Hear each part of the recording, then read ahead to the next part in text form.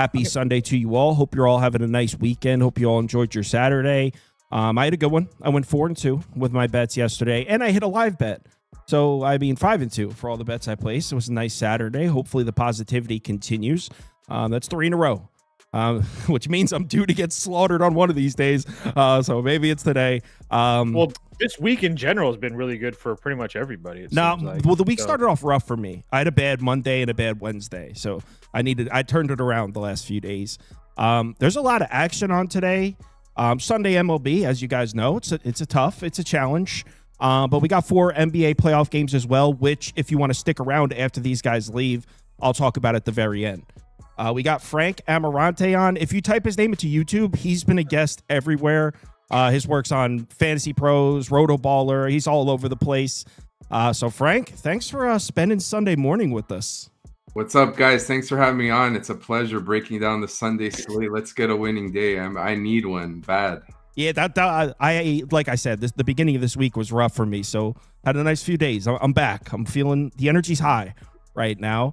So let's get right into it. I know this first one is this the doubleheader? Yeah. Yep. So Toronto on the road at Yankee Stadium here. We talked about this game yesterday. I don't have much interest in this one. Toast, I know you said you were leaning towards Toronto on the original matchup. Did you play anything on this? No. You guys know me. I don't play doubleheaders. I do think that all the value is on Toronto here, but like I said, I won't bet a doubleheader. So, and this price is 30 cents different, I think, than yesterday as well. So that's kind of weird to me. Frank, you have any interest in this one? Yeah, so looking at this one with Kevin Gausman and Max Fried on the mound, my first instinct would be like, let's look at an under here in the game. Bats are ice cold. They've showed no power, but you look at the weather, you look at Roto Grinders, which does a great job laying out the weather each day. The winds are out to right 20 to 25 miles per hour. So, I'm just going to stay away from that. That could affect anyone. We saw Fried earlier in the year against the Brewers was pitching in a game like this, and that was the game Nestor Cortez got rocked. But Fried didn't do great himself in that one either. So I'm going to stay away from the under. I'm going to stay away from this game. Yeah, wind blowing out to right field in Yankee Stadium is terrifying. It's not a deep porch there. So yeah, we don't really go too deep into the doubleheaders anyway. So let's move on to the next one. And I actually have a bet on the next one. It's Mets-Nats. Let me get the poll up. Mets at -149. Nationals at +125. Total is now down to 8, which is good because I got the under at a better number. Now, the move was to get the under at 9 when it opened. I didn't get that.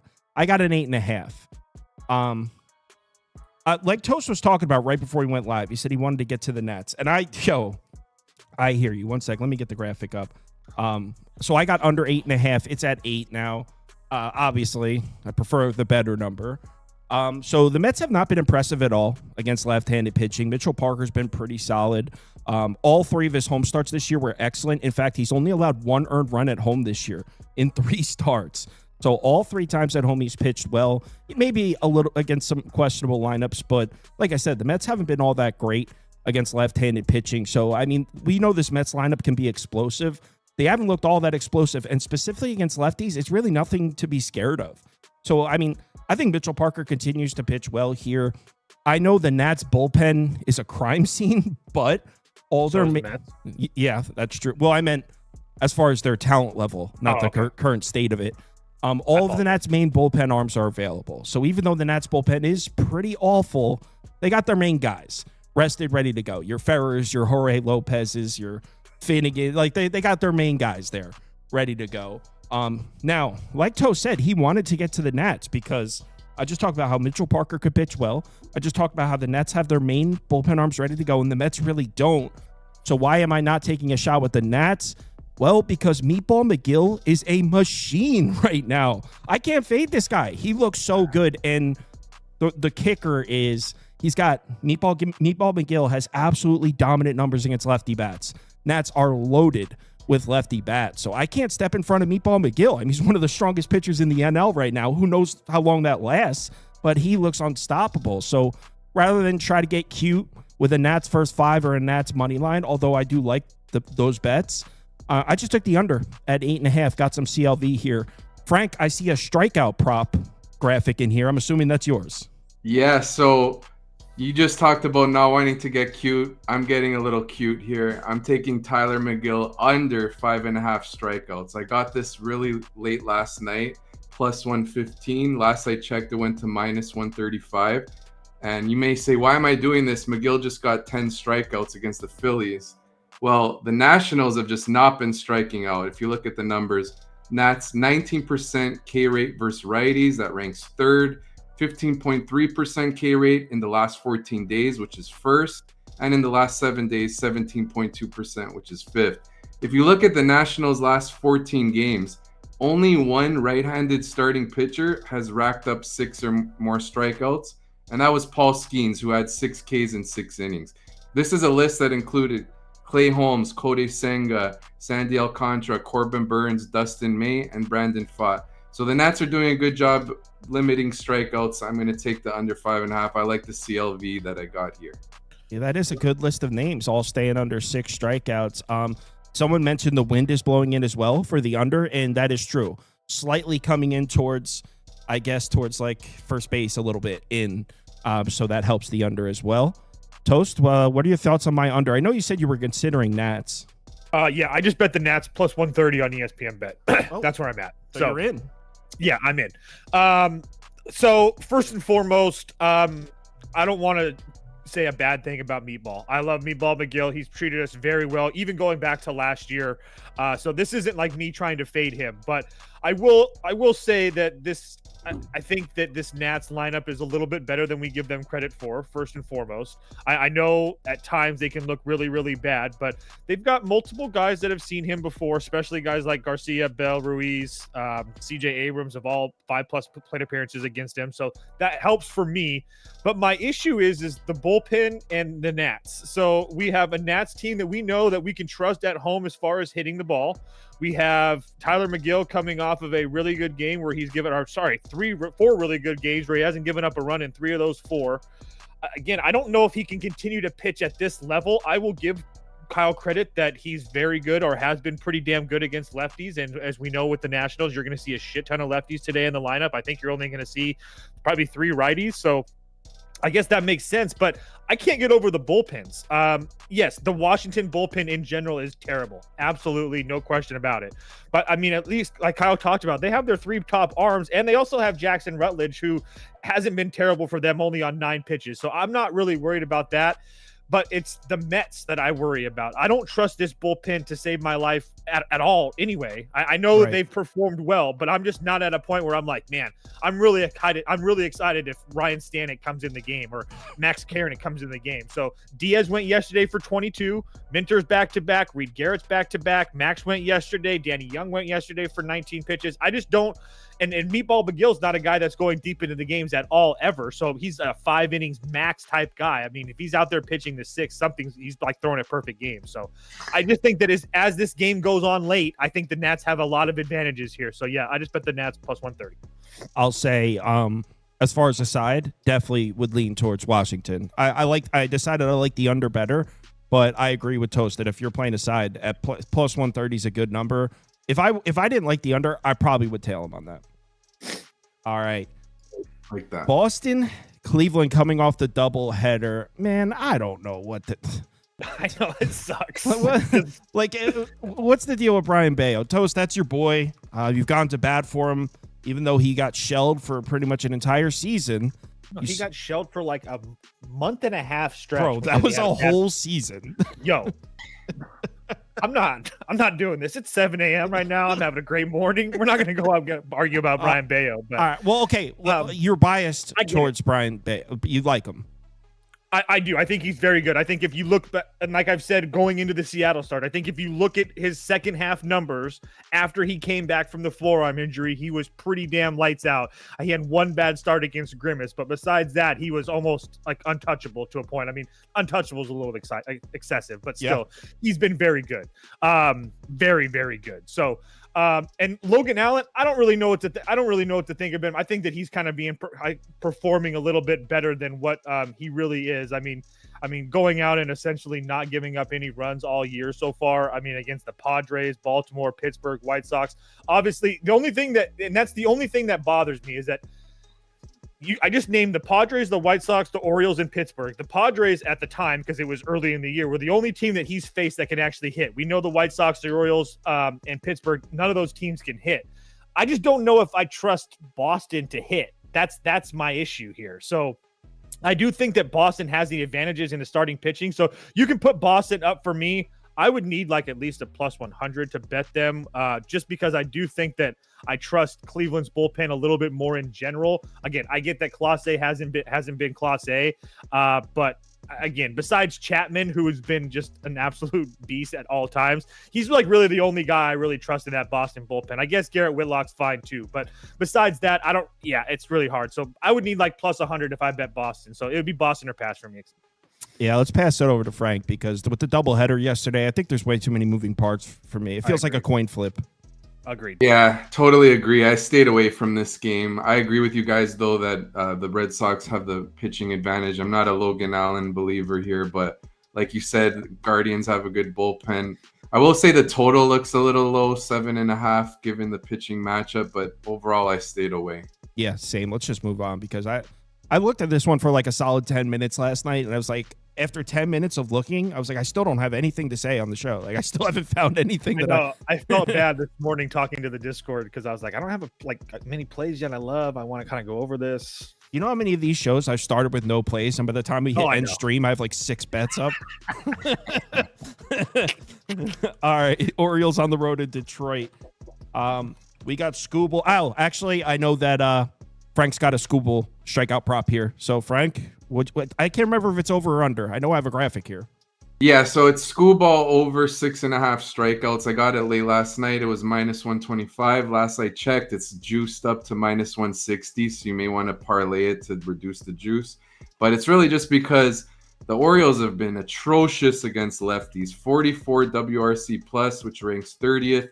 26.1% strikeout rate, which is 26th in MLB. You look at left-handed pitchers versus the Orioles, 5 of 8 have gone 6 or more innings. 6 of 8 have allowed 1 earned run or fewer, and 4 of 8 have gotten 8 or more strikeouts. And of course, Scooble, the reigning AL Cy Young, I think he's just going to crush and shove in this game. One of those patented, 6+ inning, 8+ K kind of starts. I think he dominates the O's today. Yeah, I mean, based on what we've seen from Baltimore against lefties this year, because you look at this and it's like, dude, it's the Orioles at plus 170 against the Tigers. I don't even care who's pitching. Give me Baltimore. But then you look, and you guys have heard us talk about it on this channel ad nauseum this year. Baltimore against left-handed pitching is like the worst thing I've ever seen. It's so practical joke bad. They haven't sniffed a lefty. And, I mean, now we're talking about on the road against Scooble. I mean, this is one of those where, like, probably type it into the model, and the Baltimore's projected to finish the game with 0.7 runs. Like, just like, it's based on what we've seen so far, it sounds crazy to expect Baltimore to score runs on Scooble. I mean, at this price, I'm not betting this. At this number, it would only be the O's here, just because this is crazy. But I want to be very clear. I'm not betting it. I don't know how, based on what we've seen, you could expect the O's to get to Scooble. Plus 170 is pretty juicy, though, Toast. I know, it's so bad. And if you could just pull up that Detroit bullpen, it's so taxed right now. I mean, I know that, I am trying. So if Dean Kramer could just pitch to a left-handed batter, it would make this game so much easier to me, because he just gets absolutely destroyed by lefties. And that's what sucks. I mean, a 437 WOBA, 171 whip, 455 xBIT versus lefties. So that's Carpenter, McKinstry, Riley Green, Jace Jung, Trey Sweeney. If he can just somehow navigate around that, I mean, I really think that Baltimore has a chance in this game. Scooble's very good. This is what we do. Hear me out. We wait. The Tigers take a 3-0 lead off Kramer. We live bet the Orioles. Maybe we get a nice juicy plus 3.5, or maybe we take the money line if we're feeling froggy. I'm always feeling froggy. You know me. I live my life froggy. Some of my friends call me Kermit. I don't know why, but no, but seriously, it's over or Baltimore.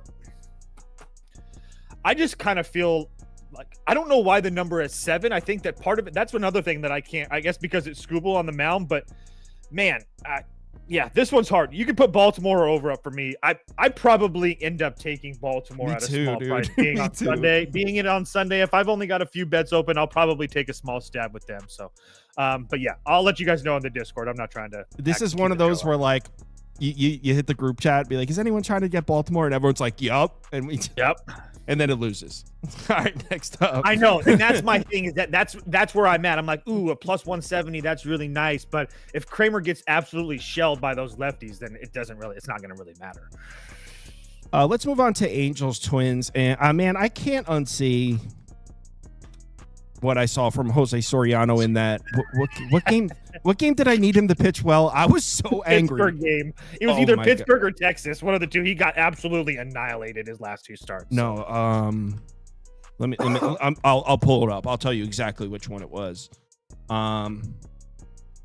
He's been struggling. I think it was the Pirates. Where this is a good matchup for him, though. Man, I don't think there's such thing as in the last 2 starts. Look at this. You know what? Can I bring it up on the screen? I don't have a screen capture up.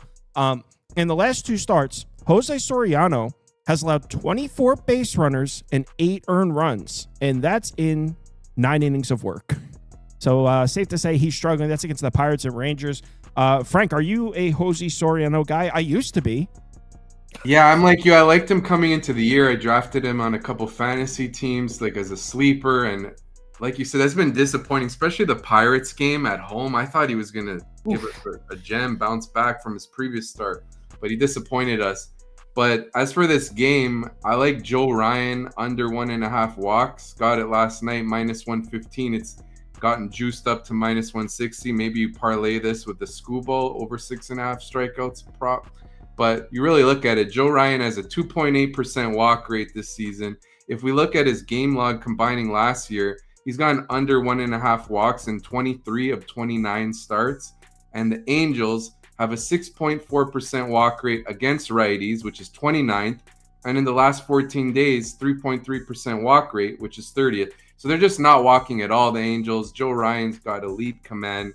I like him. I even like Joe Ryan's strikeouts. I just stayed away because it was 7.5. That's a high bar. And the Twins tend to, really manage their pitchers carefully and just take them out a little earlier than you might expect. But I think we see a Joe Ryan gem today to sum it up. I can get on board with a Joe Ryan gem. I was just speaking, I think it was yesterday, the day before. There was a time, maybe 8 to 10 days ago, where it looks like this Angels lineup had some pop in it against right-handed pitching. I think those days are officially in the past. They are not seeing difficult arms. They couldn't get to Woods Richardson. Yeah. They were struggling to get to Ledzinski on the Pirates game. They couldn't get to Verlander. They couldn't get to Landon Rupp. Logan Webb's understandable. He's excellent. Couldn't get to Kumar Rocker. So, I mean, we're talking about questionable. What are you talking about? They had 3 runs on Kumar Rocker and 5 hits. If they 5 hits in 7 innings. They had 5 base runners in 7 innings. That's terrible. That's a 0.7 something whip. That's awful.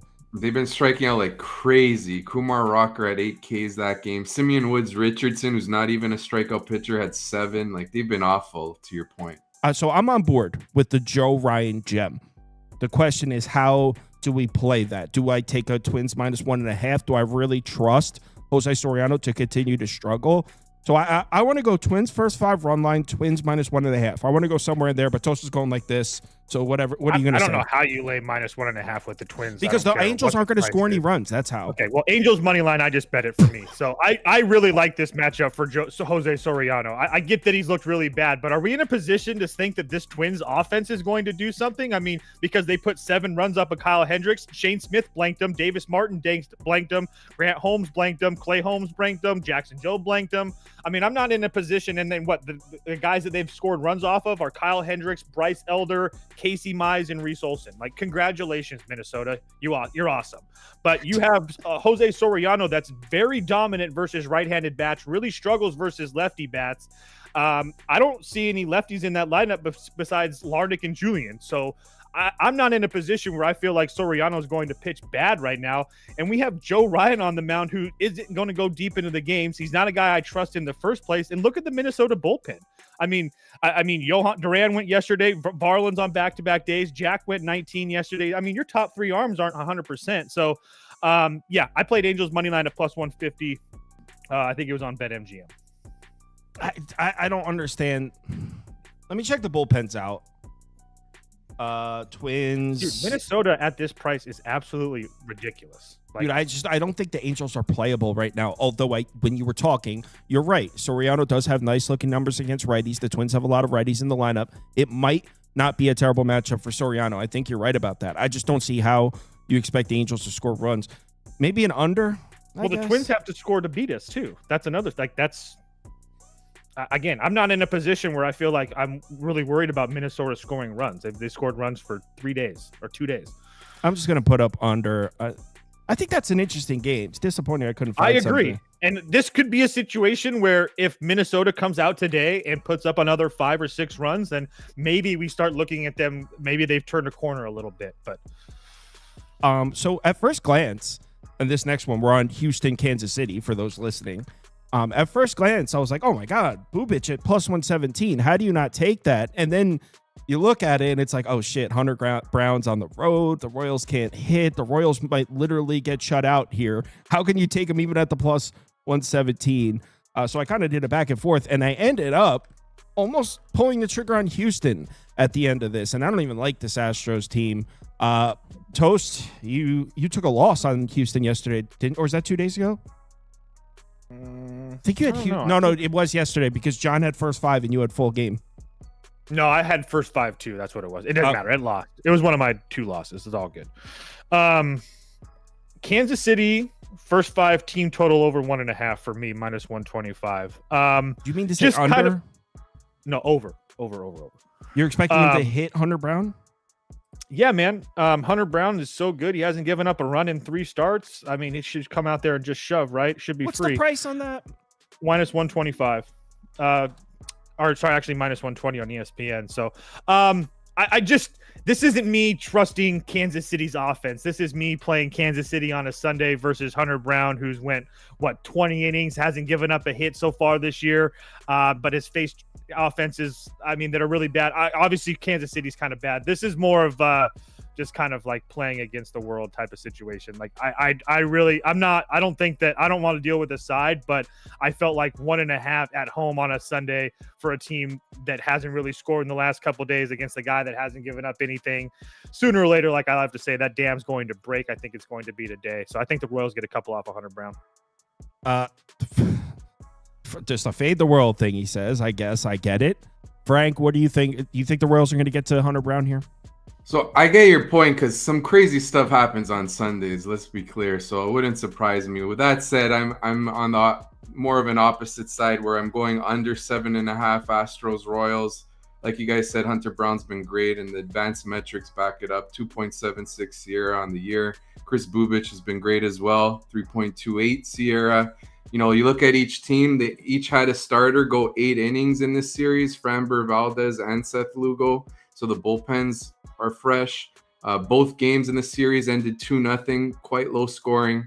So I'm going to go under 7.5. But to your point, you know, like I said, crazy things happen on Sundays, and the weather, there's a slight rain delay risk. So I could be wrong, but I'm going to just roll with the under given the pitching matchup. I can't argue with an under. The reason I won't do it, and this is more of like a superstitious, this isn't backed by any statistics or anything. My pick yesterday in the show was under. I decided to pass last minute, and it would have hit. So if I try to like force it in now, it'll lose, which I know makes no statistical sense. No, it's I agree. It's like a gambler's superstition. Or if I try to force it, I would look towards the Houston side, though. I think everyone's betting the Astros and backing Hunter Brown because he's going to dominate this Royals lineup. They just played the Rockies, so even take some of their recent numbers with a grain of salt. Royals are going to have Estevez, too. I don't know. 2 of the last 3. I know, that's what I'm saying. Him and Schreiber and Cruz. Yeah, I don't care about Cruz, but no Schreiber, no Estevez. But I mean, I trust Bubic to pitch well, though. He should get you 6. So it's not if Houston's able to get Bubic out of the game early, then oh my God, this will be cruise control because the Royals are missing a couple arms there in the pen. But I mean, the reason I didn't mention that is because I mean, if Bubic goes 6, they're going to have 3 arms to get him home. So I would lean Houston here. I'm not going to lay the -137 though. All right, let's move on to the next game, which is Milwaukee Cardinals. This is my game. This is my game. This is my game today. My time to shine. We're in on the Brew Crew. So yeah, I guess this is my favorite play of the day here. I'm on the Brew Crew, and I laid the 1.5. I didn't want the -110. I got a +156 or something. I know it's ugly. They've dropped the first. They've dropped the first 2 of this series. All right. I know that I am sounding hypocritical right now because I have been on this show talking about this Cardinals lineup against lefties. I've been like talking shit, pounding the table, Cardinals against lefties, and now we have the Cardinals against a lefty. I know, I get it. But Quintana's been solid, man. I trust him to at least hold his own. I'm not expecting 6 shutout here. On the other side, I think Fetty's cruising for a bruising here. The Brewers, I think, have one of the most underrated lineups. Their numbers against righties look excellent. No, they are. I 100%. I've been trying to say that for a week now. I agree with that. Yes. Right. They're losing baseball games. Their record doesn't look all that great. They're towards the top of Major League Baseball in runs scored. They're one of the best lineups in baseball against righties. Fetty's pitched against some questionable lineups. I think the Brewers are going to smoke Fetty in this game. Now, when we get to the late innings, okay, so say the Cardinals get to Quintana, and like it's 4-4 going into the late innings. There's no Helsley. There's no Maton. I know the Brewers bullpen, we all like to laugh and point at the state of Wisconsin, make fun of them. I know. But there's no Helsley and there's no Maton, so the Cardinals have no arms to use late. Even that we got the Brewers are the away team, so even if it comes to the late innings, we can still score in the top of the 9th and cover this. +155. I'm in. Brew Crew. Toast, are you with me? No, but I did play the over 7.5 -125 on ESPN Bet. So I agree with your take on the Brewers as far as their bats. I feel like I've been saying that ad nauseum lately. I do think that they're, especially versus right-handed pitching, they're very underrated as far as the public perception. Couple things. I loved your point about Eric Fetty pitching against no good offenses, because that was like my thing, is that I was trying to get to the Cardinals last night when I looked at this, and I just couldn't do it. Because why? Because Eric Fetty's faced Minnesota, Boston, Pittsburgh, Houston, and Atlanta. Like, which one of those teams you look at and be like, man, if we're not on tonight, they're gonna kill us. Like, none of those teams. And the fact that he gave up 6 runs against Boston, and I've said this in the past, I do think that's kind of like a blow up, like a little blip on the radar. I don't put too much stock into that, but I do agree with Kyle that sooner or later, like I like to say, this dam is going to break today. And I think that Brewers offense is definitely going to be the one that could be the one to break it. That being said, I do think that Quintana's dam could break as well. So I trust him. I 100% agree with Kyle. I trust him as well. But I also feel like the Cardinals are going to be able to get a couple runs off of him. So even if we're sitting 3-1 or something like that after 5, let's just say the Brewers are winning because Kyle bet them. Like Kyle said, you're going to have no Helsley or no Maton for Pittsburgh. And then on the flip side of that, McGill's went 2 of the last 3 days. Uribe's went 2 of the last 3 days. And for me personally, I'd rather have Uribe in the game than McGill. So the fact that they're both out and Uribe is not going to pitch because he's pitched 28 and 26 pitches the last couple of days, I feel like the Cardinals are able to push a couple runs late if they need to as well. So over 7.5 for me, over 8, whatever it is. Yeah, that's what I'm on. Nah, this is a Brew Crew spot. And one thing I'll say before we find out what Frank thinks about this game, Toast, could you at least, to some extent, question the quality of the lefty starters the Cardinals have seen? I mean, Framber doesn't look all that great. Christopher Sanchez hasn't really been himself. I'm not going to argue that. Yeah. They're killing lefties, but they haven't seen a ton of great left. Oh, congrats. You got to Tyler Alexander. They didn't even really get to David Peterson like that.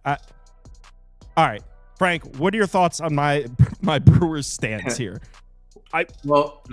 For me, I was staying away from this game. I was close to taking the over, so I agree with both of you here in that sense. Like, like you said, the Cardinals bullpen, they have a few unavailable. Brewers have an underrated lineup. I will also add, friend of mine, and he's been on your show, John Legeza, and I encourage everyone to subscribe to his Substack because he's got a great sheet with all kinds of data. You can follow him at X at John Laghezza. He loves the over in this game. That's one of his picks. He does like a projection of the scores for each team, and it really goes along with your points here. So if I did lean, it would be over, and I could see the Brewers avoiding the sweep. I'm not an Eric Fedde believer, so I agree with both of you. Yeah, John's at the zoo right now, by the way. Talked to him last night. He's going to he's at the he's going to be at the zoo this morning. I can't. Swear to God. I'm not joking. He's at the zoo right now. I just think about him and his kids at the zoo, and he's running around, he's yelling. Who knows? Look at that fucking zebra. Yo. All right, Reds. I love him so much. Dude's hilarious. Yeah. Reds on the road in Coors Field.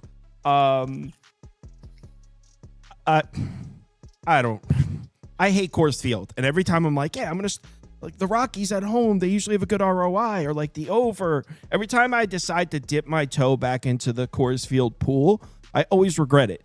So I think I need to go on a Coors Field free diet for at least a couple weeks because I always regret my decision. And every time I put the game on, I hate it. This makes no sense. So I'm good on Coors Field for at least a few days. Frank, do you have any thoughts on this one? Totally with you. I'm good on Coors Field. I'm gonna pass on that. I was maybe thinking about Nick Lodolo under 1.5 walks because he's shown good control this year, but it's too juiced, and funky things happen at Coors where pitchers don't see the same kind of movement because of the conditions there. So yeah, I'm out. Toast. Rocks up. I ain't taking no diet free. Give me the rocks. I keep on saying this, and I'm gonna pound the table until somebody starts to pay attention. Ryan Feltner's pretty damn good, guys. He is. He's had one bad start against the Dodgers, but besides that, he's been very, very good. So I'm in a position where I do trust when Ryan Feltner's on the mound. I don't look at him as an absolute fade at all. On top of the fact that I do think that this is a Rocky spot. So you can put up the Rockies money line for me, plus 116 on FanDuel. Is Lodolo been good? I guess. I mean, the strikeouts really aren't there. He's been hit up his last 2 starts. This isn't me trying to make a case that I think Lodolo's bad. I think that he's only going to continue to get better. But at the same time, I mean, I do think this Reds team is a little bit overrated. I know that their bats have looked good lately, but they've also just got done playing Miami and Baltimore pitching staffs over the last week and a half. So most likely your numbers are going to look good, but their numbers have kind of fallen off of a cliff from what they were doing 2 weeks ago.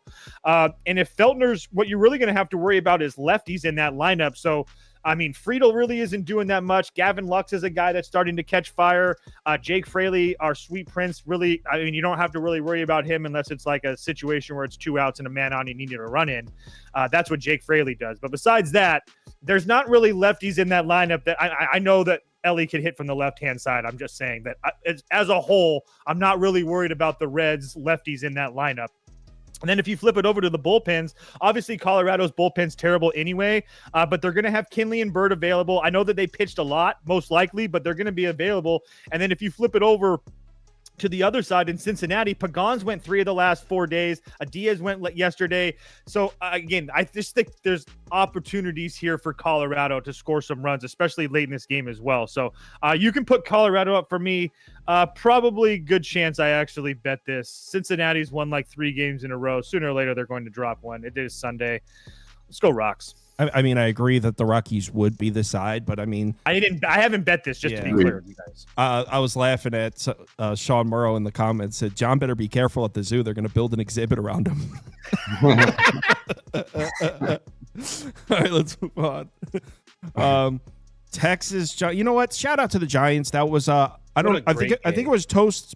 That was both of our favorite bets yesterday. Was the Giants? I had 1.2 units on it. Yeah. Yeah, I had 1.25. I was also that was my favorite bet.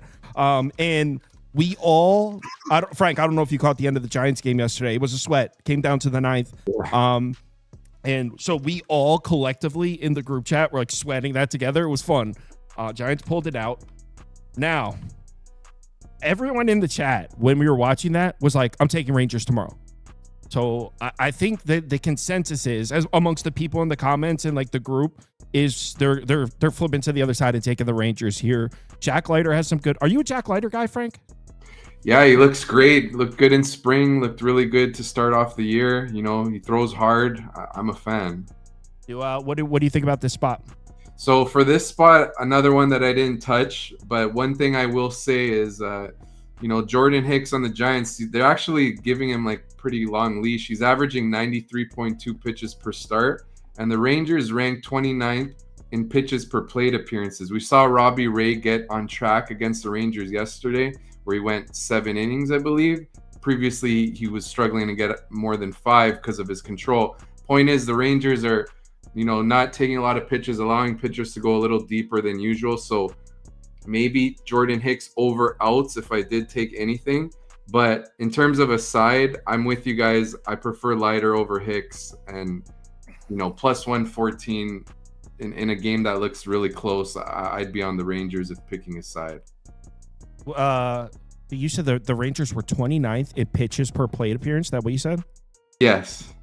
Yeah, so they've been not really taking a lot of pitches. That's from baseballreference.com. That was heading into yesterday's, action. That almost made me pull the trigger on Robbie Ray over outs. I regret not doing that. But I did win on that game like you guys did. I had the under. Thankfully, didn't go to extras, right? Yeah. Letting that. Yeah. I think the Rangers are the move here. Why? Explain. Because go through it. What do you mean? Explain. You're like the president of the Jordan Hicks haters fan club. Like, and I'm also the president of the Jack Leiter's very good fan club, and I've been saying this before the season even started. And I look like a genius. So you're agreeing with me? I don't agree that it's I agree. I would agree that it's a Giants spot personally. What does Jordan Hicks struggle with? Lefties. What do the Rangers have any lefties in the lineup that really bother you besides Josh Smith? I guess. I mean, name the lefty that bothers you. Okay, so then let's just take a look at Jordan Hicks, who's been really bad, right? On the road at Yankee Stadium, on the road at Philly, against Milwaukee, who we just talked about is one of the better teams in Major League Baseball versus right-handed pitching. I don't see it. I don't see it for the Rangers. You have Jack coming off of an injury. I don't know how long he's going to go deep into the game. And the Rangers just used all their middle relievers yesterday. So even if Jack comes in and pitches well, yeah, I don't know. You can put the Giants up for me. I don't know if I actually bet this. I kind of might actually bet this. I don't see the Rangers side.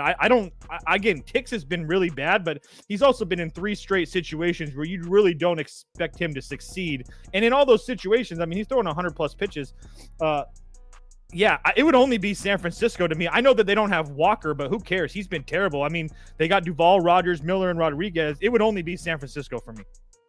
Damn it, Tosa's right about those lefties. There's really nothing in the Rangers lineup. Good point. Damn it. And then Frank threw on there that the Rangers are 29th. It's That's like, what I'm saying. All of a sudden, I'm like, shit, is Hicks about to pitch good? Damn. That's what I'm saying. And as soon as he said, I didn't want to interrupt him, but as soon as you said we saw Robbie Ray get right, I think that's what I don't know. I don't want to say that Hicks is going to pitch as well as him, but we saw that. This Rangers lineup is not good right now. I know that they have some names in there, but there's a reason that guys like Marcus Semien are now hitting 5th in that lineup because he can't hit. And now Jock Peterson, they're still leaving Jock Peterson out to die as 3 and 4. He's literally doing absolutely nothing. Terrible. So it just does this price, honestly. I guess it makes sense a little bit, but I still feel like the Giants should be at least, it's 135. It doesn't matter. But yeah, so the price is probably right. But yeah, I do think there's a reason that Texas is a pretty heavy dog. Not heavy, but. Damn it. I think Hicks is going to pitch well. So do I. I just don't know if And they've already lost a game of the series, so they're going to want to win this game. Yeah, I'm going to bet the Giants. I don't know why I'm trying to talk myself out of it. What were you saying, Frank? Yeah, great points there. You're moving me to the Giants too, or maybe even a Hicks prop if I do any late ads. I found one. Ready? Under, yeah. I like that too. Touché. That's nice. Yeah. Tell me this doesn't encapsulate everything we just said. Yep, 100%. First five under 4.5. It's a good number. It's a good price. Yeah, and it's only 115. And yeah, only I wouldn't. 115. Yeah, I don't hate that at all. I'm betting it now. Let's go. That's solid. Good find. Teamwork. Watch Watch it. it. Looks like me 7-6 after 5 innings. It sounded great though, guys. It's when I felt it when I was pushing those numbers in the phone. It felt great. Yeah, let me get the. Sorry to hold the show for to be 1 minute to place that.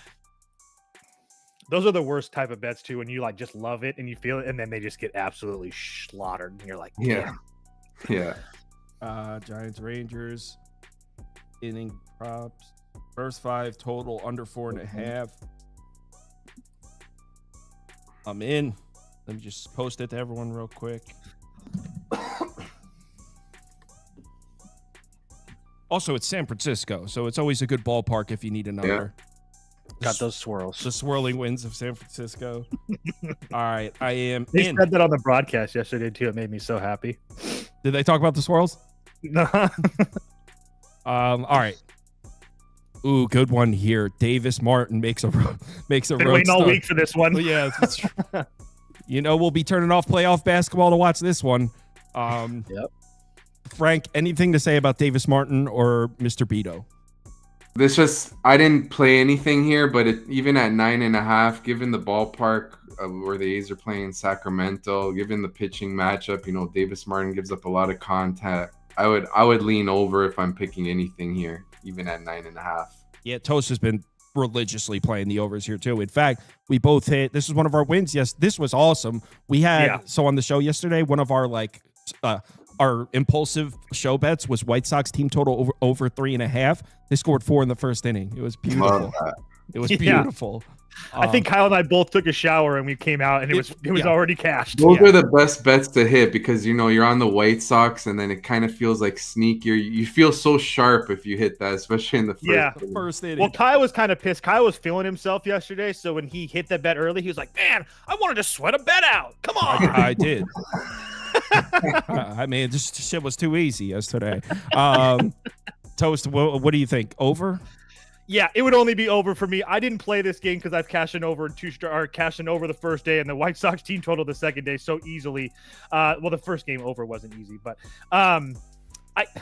I don't know. Here's my thing, and I know that this is going to sound stupid, but like I don't really know if Davis Martin is that bad, and I'm kind of curious. I just kind of curious what he looks like today. He's had 2 good starts, 2 bad starts, actually 3 decent starts, 2 bad starts. The issue is for me is that the A's really hit him hard the first time that they saw him in Chicago. And they gave up 8. He gave up 8 hits against them, and that was just really bad. And Beto looked somewhat decent. So again, I do think that both of these guys give up runs.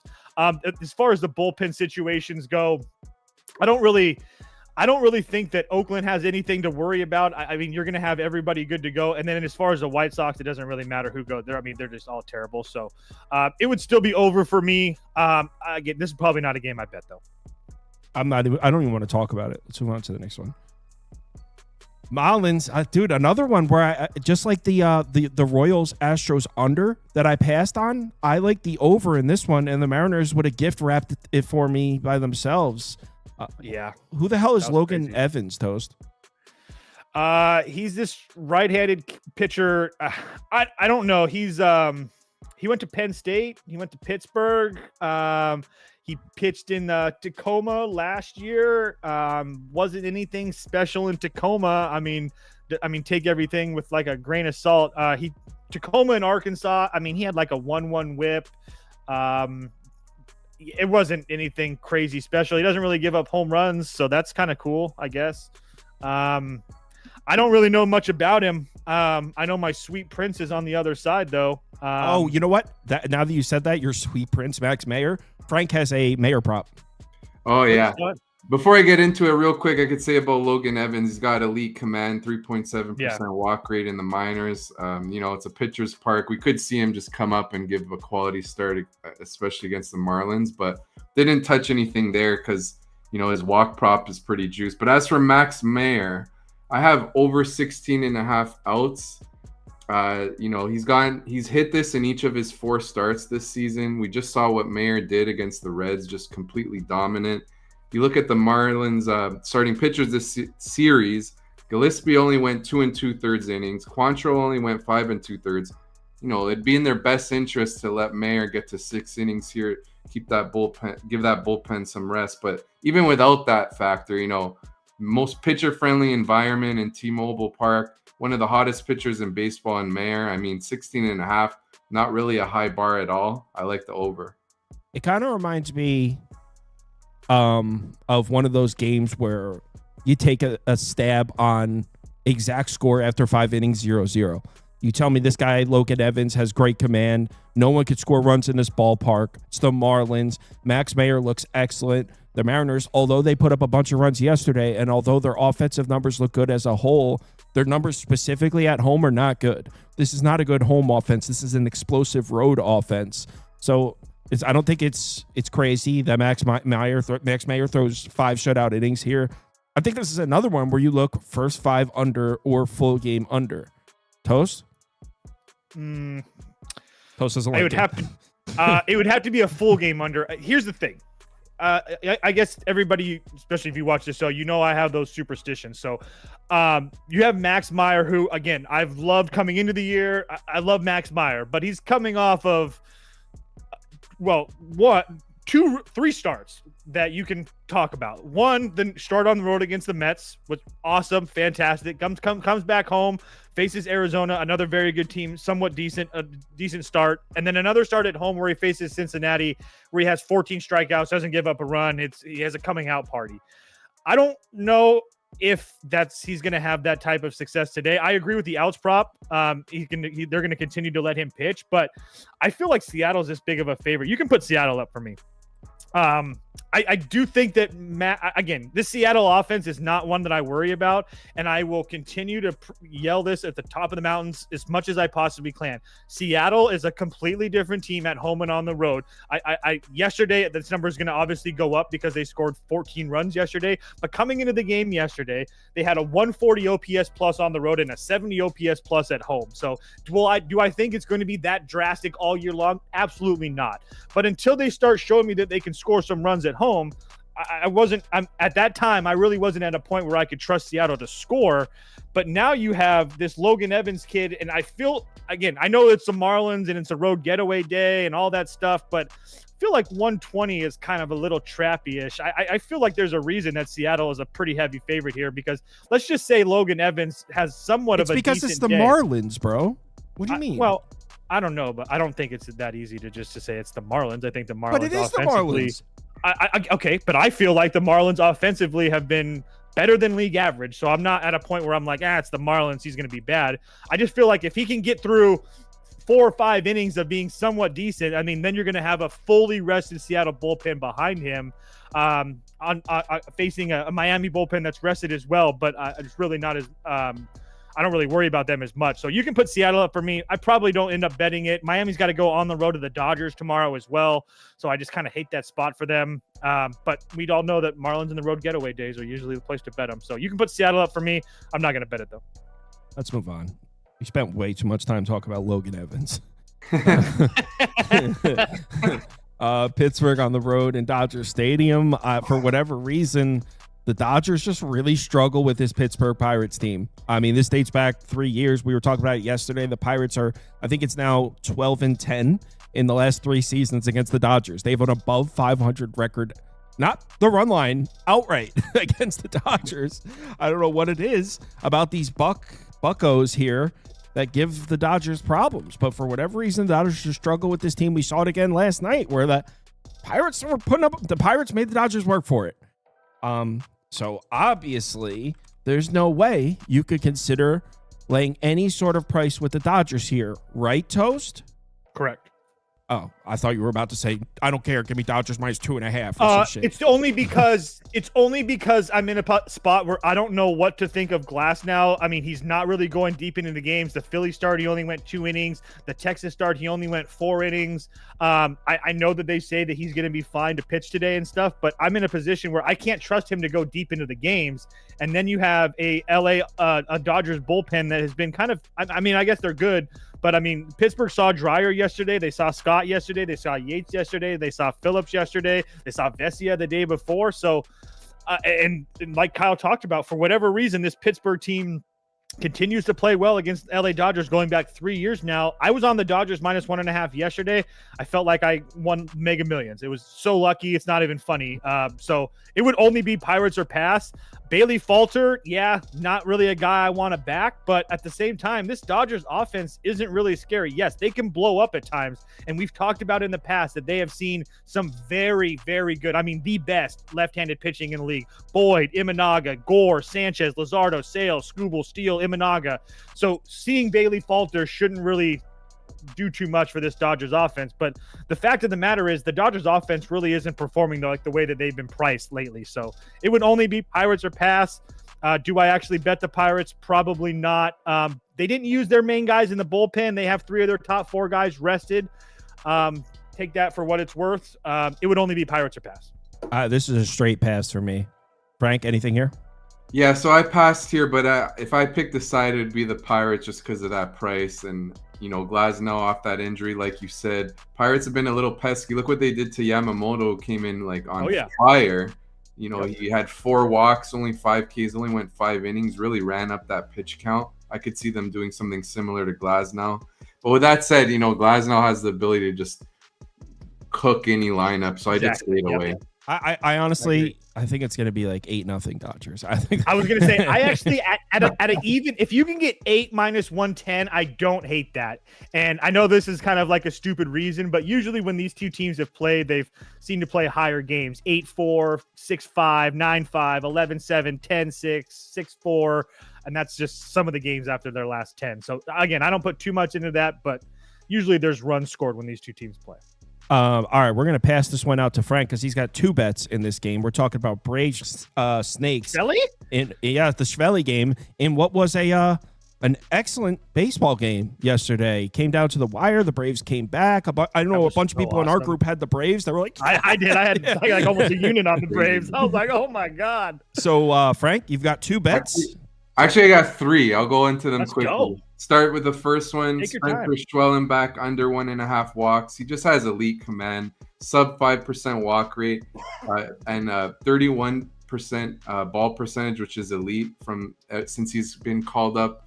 He's gone under 1.5 walks in 16 of 26 starts. I like the price here. I know the D-backs walk a bit, but just an elite command pitcher. Also, first 5 under 4.5 D-backs and Braves. Schwellenbach, great advanced metrics, 3.27 Sierra, 2 earned runs or fewer in 4 of 5 starts.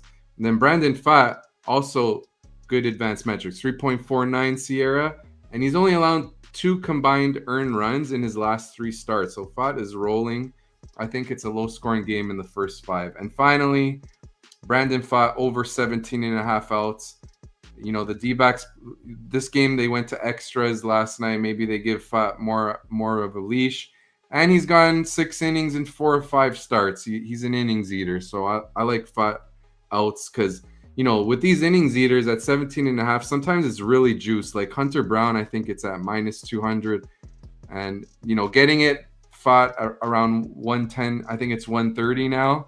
It looks a little bit more appetizing. So I'm going to roll with that in what I think could be a pitcher's duel. So we got 3 graphics on the screen. We've got Schwellenbach under 1.5 walks, Pfaadt over 17.5 outs, first 5 under.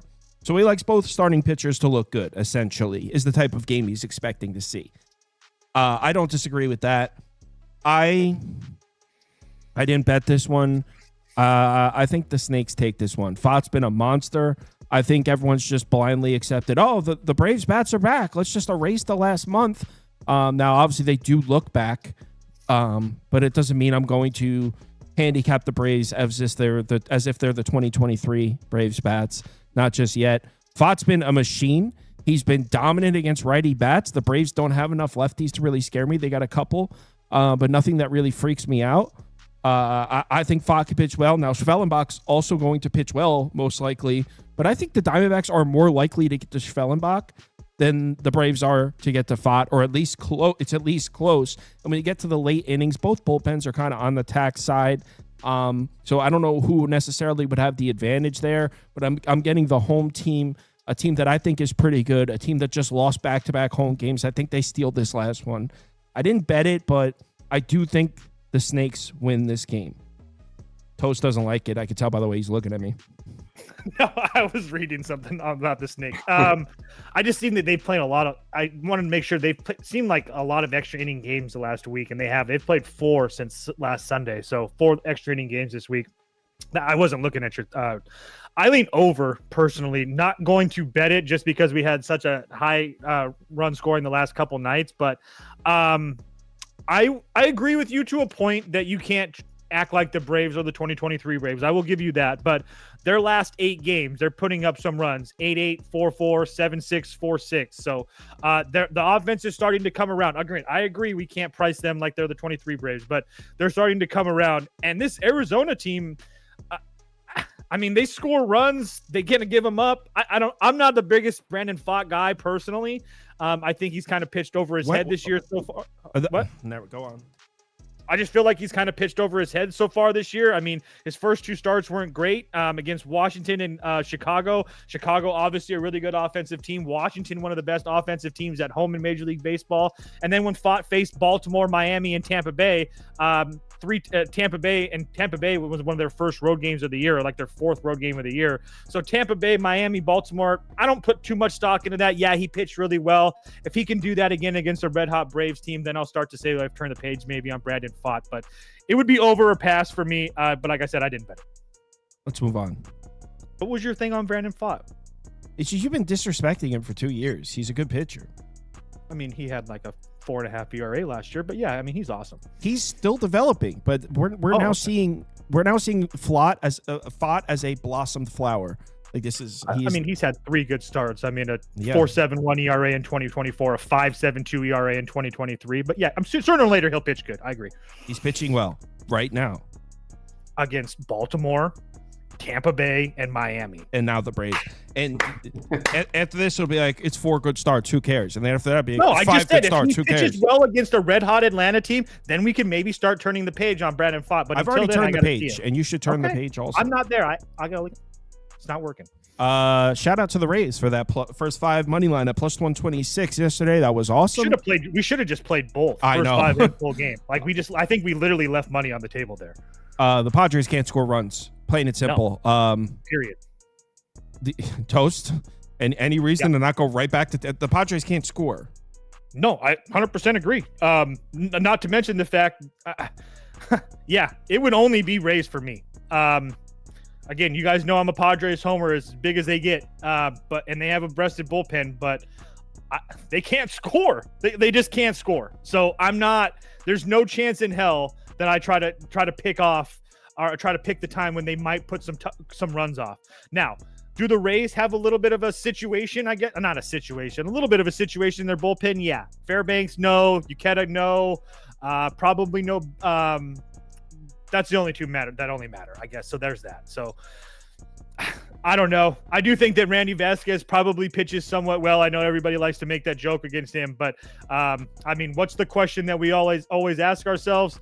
Well, unfortunately, there's a lot of them. There's a lot of lefties.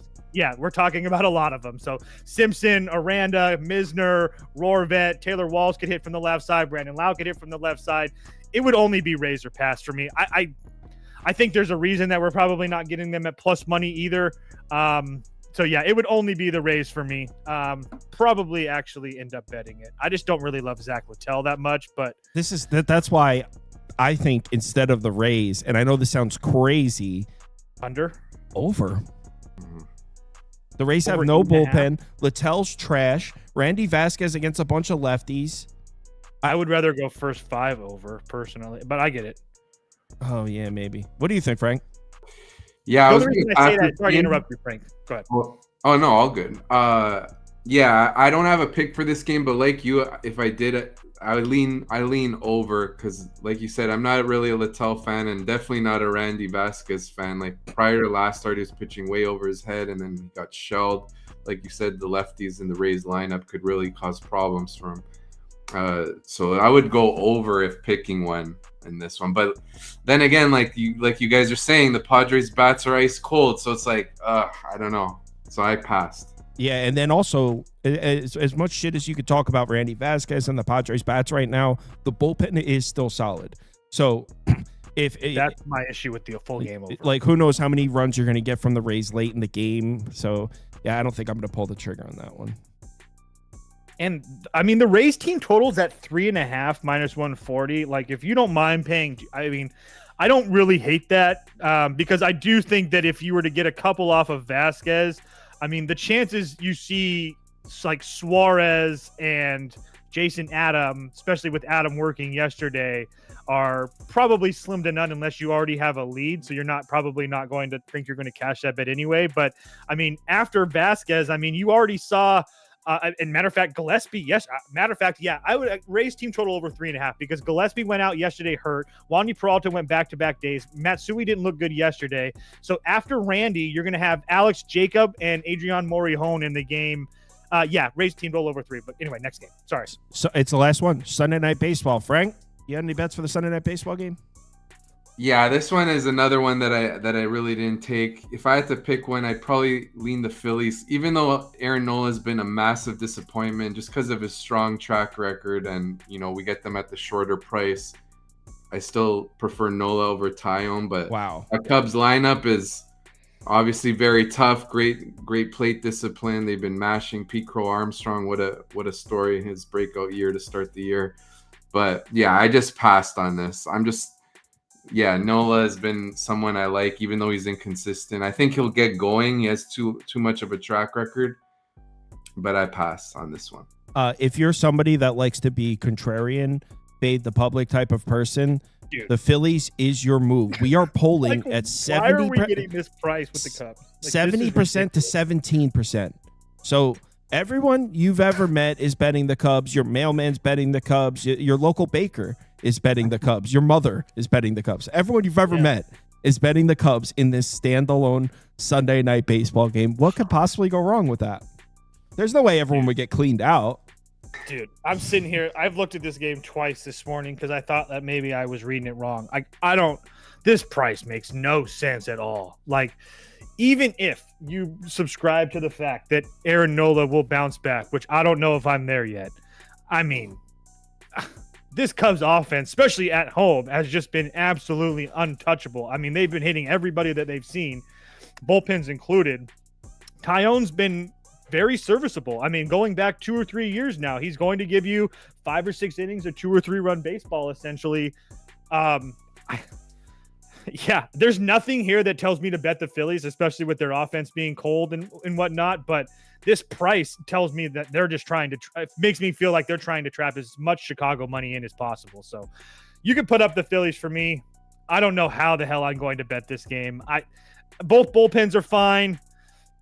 I just don't trust Aaron Nola. That's all. Like, I've said this multiple times this year. I've had a lot of success fading him. I just think that sooner or later, when you're pitching 200 innings a year plus going deep into the playoffs, it's sooner or later is going to take a toll on you. And I think that we're seeing that right now with Aaron Nola. So it would only be Phillies for me just because of the price. That seems like it's just way too cheap for the Cubs. But the chances of me betting it are slim to none. I kind of do have a bet I like. I didn't bet it, but I think I'm going to. Someone said in the comments, your grandma bet the Cubs with me. Yeah. She'll probably cash too. So I think we're going to see an old school, one of those classic Sunday Night Baseball unders. Yeah, I was feeling that too because it wasn't at 8.5. Yeah, I was feeling that too. I think we're going to get the Nola's best here. I think he's going to pitch a pretty decent game. And on the other side, I know the Phillies got to Ben Brown. Before that, I mean, it's just like try to find a righty starter that the Phillies hit. Oh, here's one, Connor Gillespie. He should be pitching for the Portland Sea Dogs. Cal Quantrill. Congrats, Phillies. You got the Cal Quantrill. Wow, it's electric. So I don't leave Cal alone. I don't trust the Phillies to get to Tyone. Not in Wrigley. No. Tyone's got excellent numbers against lefty bats. I mean, who are the lefties in the Phillies lineup? Oh, I don't know. Just the most important pieces. You got Stott in the leadoff spot. Bryce Harper, Kyle Schwarber. 3 of the first 4 hitters in the Phillies lineup are lefties. Tyone, an 0.88 whip, 221 WOBA against lefties in Wrigley Field. I think Tyone's going to pitch a gem. And like I said, I think we're going to see Nola show us a flash of the old Aaron Nola here. We know the Phillies bullpen is absolute shit, but what have we said about the Phillies bullpen? when you get a situation where they can just use their main three guys, the Kerkering, Strom, Alvarado combination, it's not that bad.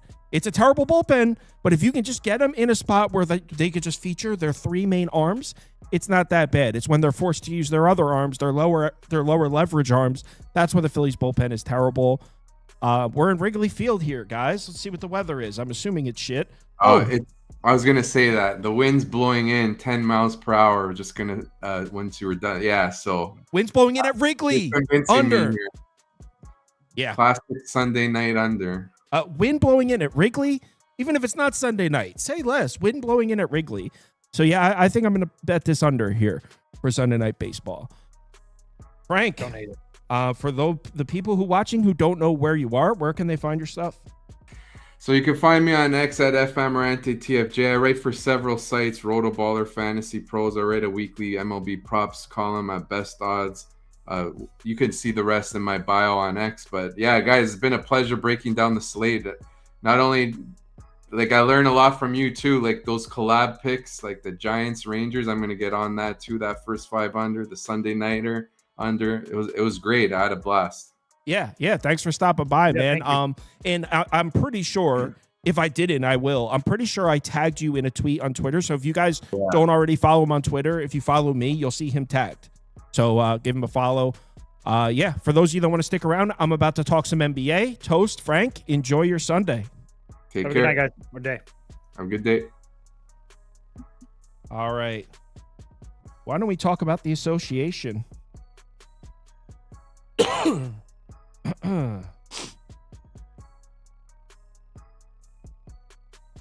Whoa. I'm huge. Sorry, guys. Wasn't prepared, I guess. I thought I was.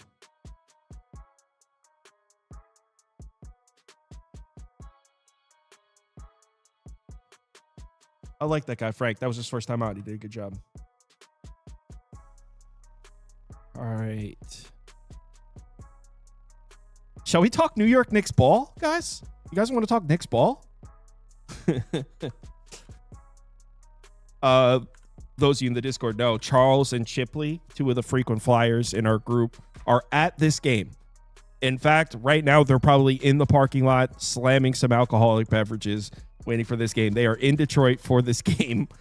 They're both Pistons fans, too, which makes it even more hilarious. All right, let's get the poll up. I think this poll is about to be mostly Knicks. We'll see, actually. Oh, let's get the correct numbers up. All right. It's actually after 12, so I'll get through these kind of quick. I don't want to hold everybody up. Here we go. So actually, this first one is very quick. We still haven't seen the Knicks have a good outside shooting game yet. Not necessarily saying that's going to happen here, though. To summarize how I feel about Game 4, we've now seen the Pistons shoot excellent from the three-point line twice and lose. Game 1 and Game 3, the Pistons shot, I think it was 47 and 43% from three. So we've seen 2 games now where the Pistons shot the lights out of the gym and lost.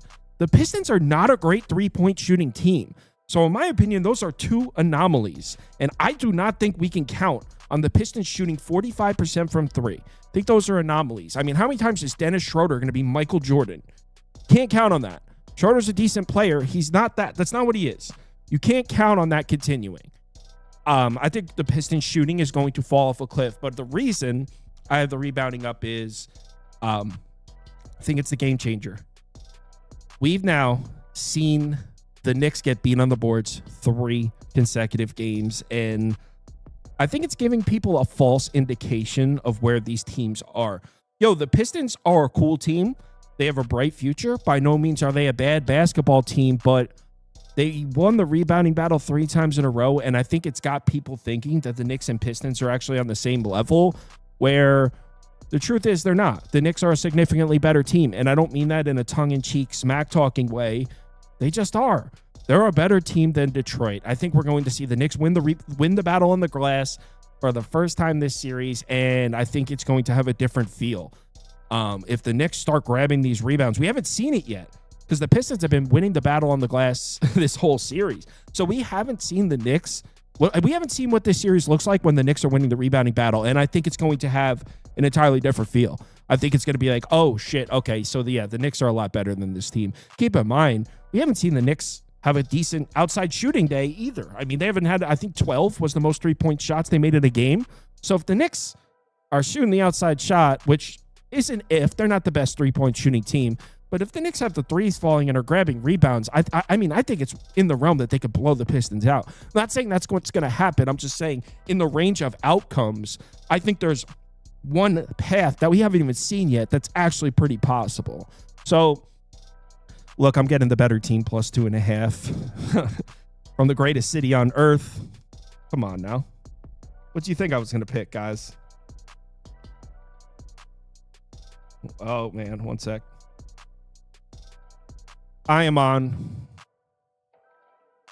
New York plus 2. New York.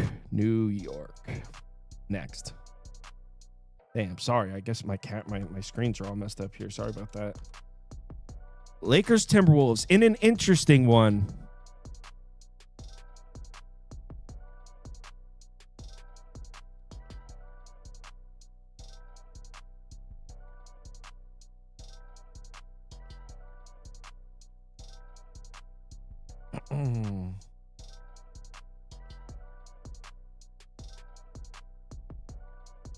We're in Minnesota for game 4. This is an interesting one. Oh, by the way, I have that game at Knicks minus 2.8. That was my cap on that one. All right. What was the story of game 3? Well, I got my over. that was my story. But no, I did get my over in game 3, but it did not happen the way I thought it was going to happen. I thought the Lakers offense was going to have a good game, and that wasn't the case at all. Luka Doncic had, I don't even know what it was. He was dealing with some kind of illness, clearly not 100%. You could see it on the court. He was out of breath. He was just like turning the ball over, just sloppy, like did not look himself. You could see it in his face. He was definitely out of it. Luka has a bad game, and when Luka Doncic has a bad game, keep in mind, this is not last year's Lakers or the Lakers that won the championship in the bubble. The Lakers made this trade. The whole trade, everything the Lakers have done is to make a playoff run centered around Luka Doncic. This is not LeBron James' team anymore. I mean, this is Luka Doncic's team. This playoff run is about Luka.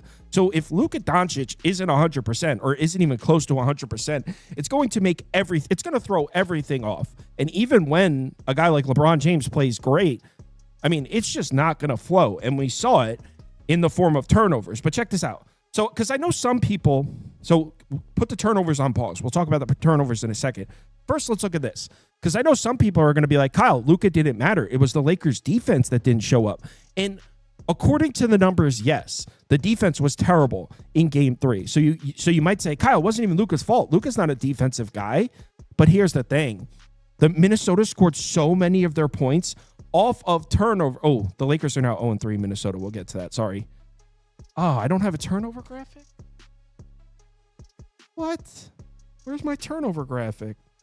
Damn it. All right. Well, okay. So anyway, what I was saying is the Lakers' defensive numbers are terrible. The Timberwolves scored 28 points off turnovers.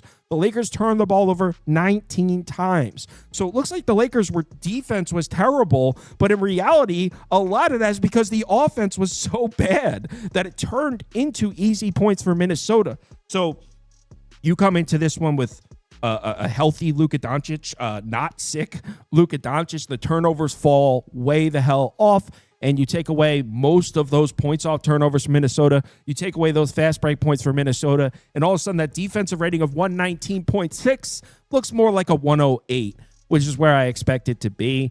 I expect Minnesota's offense to look a lot less fast, a lot less possessions in transition. I finally think we're going to see the Lakers play a good offensive game. I said that before game 3. That's why I took the over. I got the over, but just not by that method. It was by a different method. I think we see our good Lakers offensive game in this one. So I'm siding with the whole goddamn world. I would imagine everyone is on this. We're polling 64% to 26% on this one. I am on the Lakers money line and the Lakers plus 3.5, I believe, are the two bets I got. Not crazy about it, but it's a great game. Let's do some gambling. I have this one at 1.8, I think. So it's not exactly a huge. Oh, you know what? I can actually show you exactly where I have it. I have the graphic here. Oh, so what I wanted to show you about this graphic, the Lakers are 0-3 in Minnesota. Luka Doncic wasn't there for two of those. And the only one Luka Doncic played in, he was sick. So not worried about that. So yeah, I have this at 1.4 is where I have this one. So yeah, I'm on the Lakers. Damn it. Bastin.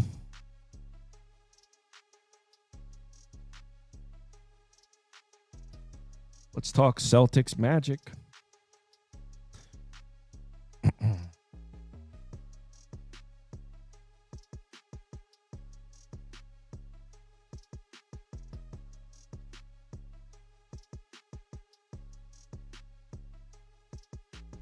All right. I mean, this is a tough one because we don't know who's even playing. But quick summary. This is the only game I haven't bet, so I won't spend a ton of time on it. Quick summary on what we've seen so far in this series. We saw Boston's offense find out violently just how official Orlando's defense is at home.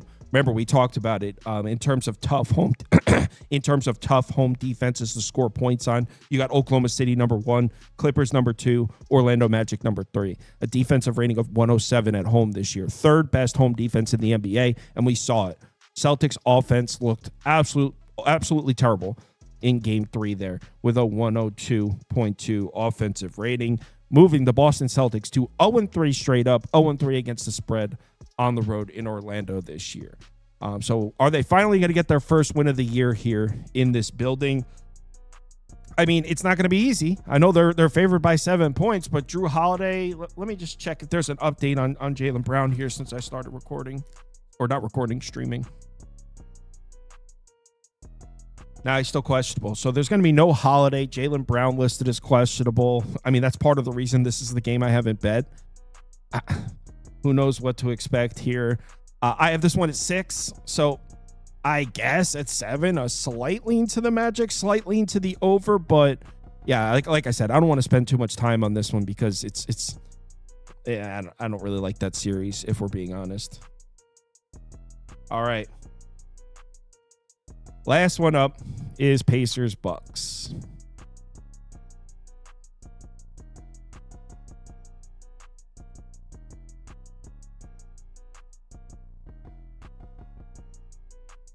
All right, Indiana's on the road in Milwaukee. Kind of similar to the Boston series. We saw the Pacers offense get a dramatic wake-up call here in Game 3. Their first road game of the series on the road in Milwaukee, a 102 offensive rating compared to a 121.8 in the first two games. So we saw that the Pacers play two almost perfect offensive basketball games, only to go on the road and look terrible on the road in Game 3. And what makes it interesting is specifically it's the second half where the offense fell out. The offense didn't look excellent in the first half, but they were okay. They were actually winning the game. In the second half, they couldn't do anything. Look at the bottom right of this graphic. Here's, I think, the biggest X factor of this game. Look at the pace. What happened in the second half of Game 3? The Bucks succeeded in taking control of the pace of this game. A 94 possessions per game pace, 94 possessions per 48 minutes. That's not Indiana Pacers basketball. They want to play at 105. So the fact that this game in the second half was played at a 94 possessions per 48 minutes pace means the Bucks got their way. If you see this game being played at 94 possessions per 48 minutes, just know the Bucks are winning. That takes away a lot of the punching power for this Pacers offense. They want to run. They fit the name. The name fits. They are the Pacers. They want to run. So when in the second half of this game, the Bucks took control of the pace, slowed the game down, and the Pacers offense fell off a cliff. We all saw it. Milwaukee went on a run, won the game comfortably. Where does that leave us in terms of betting Game 4? Well, if I'm coaching the Indiana Pacers, based on what I just said, what am I trying to do? Run. And I'm trying to run early. So my bet, Pacers first quarter team total over 26.5. I know it's a weird one, but I think if I'm the Pacers, I'm telling my guys, do not let them slow this game down. Do not let Milwaukee slow this game down. And especially early, I think the Pacers are going to make it a point to run and run as fast as they can. They want this game played at a 105 pace, not a 94 pace. So especially early, when they're still kind of these teams early in these games are jockeying for position on the flow of the game. And you'll see teams try to like establish how they want this game to go. Like it's kind of like the initial punches of a boxing match. I think the early punches for the Pacers is going to be fast. I think they're going to run, and I think they get up and over 26.5. I also bet the full game over here, which is 226. I know I took the under in game 3. I felt like I was a little lucky to cash. I know cash kind of easily based on the second half. It was at 230.5. It's now down to 226, which I feel is an overreaction because based on the first half, if the Pacers threes were falling or the Bucks, there's some shots that weren't falling. The pace that was played, a 103 pace in the first half, if that continued, I'd probably lose my under. So the fact that the game slowed down, it gave me my under. But if that game didn't slow down, I was going to lose that bet. So now it drops 4 points, and you got a Pacers team that, in my opinion, is going to do everything in their power to speed this game up. I think it gets up and over. So I took the Pacers first quarter team total over 26.5 and the full game total over 220. Oh, it's 226, and I got a 226. So everyone, thanks for watching. Hope you all enjoy your Sunday. New betting league starts tomorrow. So if you want to get in on that, new league starts every single week. The 250 cash and a trophy go to the winner every single week. The championship's today. So after the championship, I'll post tomorrow's numbers, and then tomorrow we start a new league. Thanks for support. Like 2,200 people in here watching. Really appreciate it as always. See you all at midnight. Hit me